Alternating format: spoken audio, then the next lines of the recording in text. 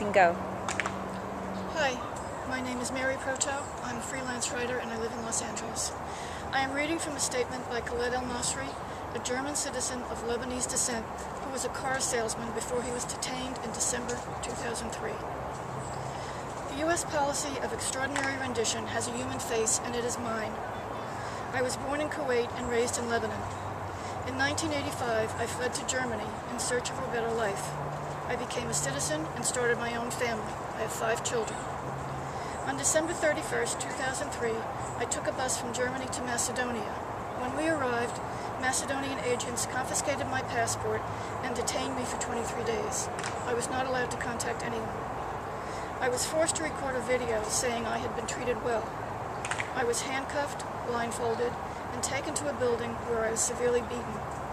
My clothes were sliced from my body with a knife or scissors, and my underwear was forcibly removed.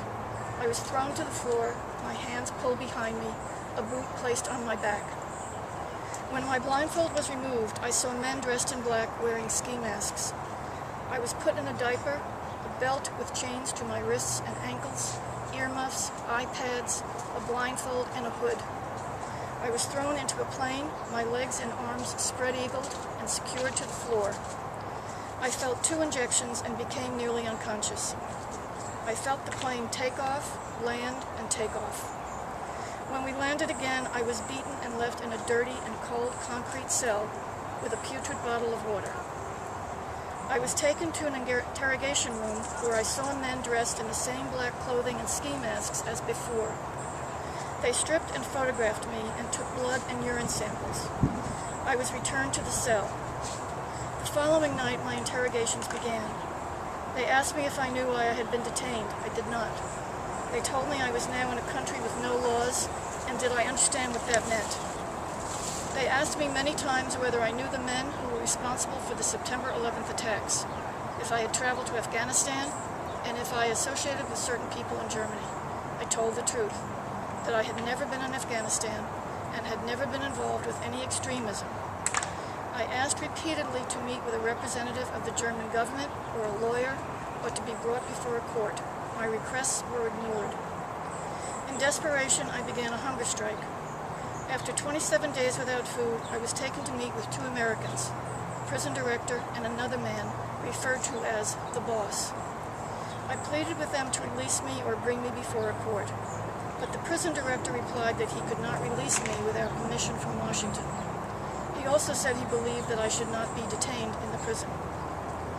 After 37 days without food, I was dragged to the interrogation room where a feeding tube was forced through my nose into my stomach.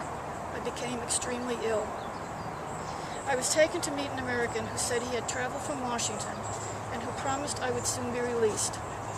I was also visited by a German-speaking man who explained that I would be allowed to return home, but warned that I was never to mention what had happened because the Americans were determined to keep it secret.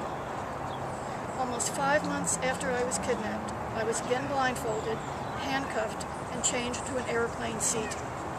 I was told we would land in a country other than Germany, but that I would eventually get to Germany. After we landed, I was driven into the mountains.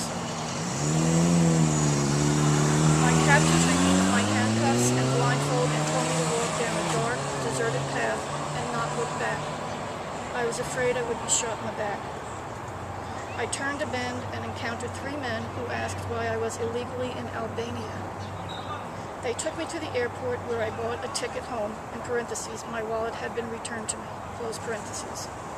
I had long hair, a beard, and had lost 60 pounds. My wife and children had gone to Lebanon believing I had abandoned them. We are now together again in Germany.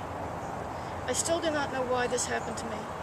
I have been told that the American Secretary of State, Condoleezza Rice, confirmed in a meeting with the German Chancellor that my case was a mistake. That an American officials later denied she said this. No one from the American government has ever contacted me or offered me any explanation or apology for the pain they caused me.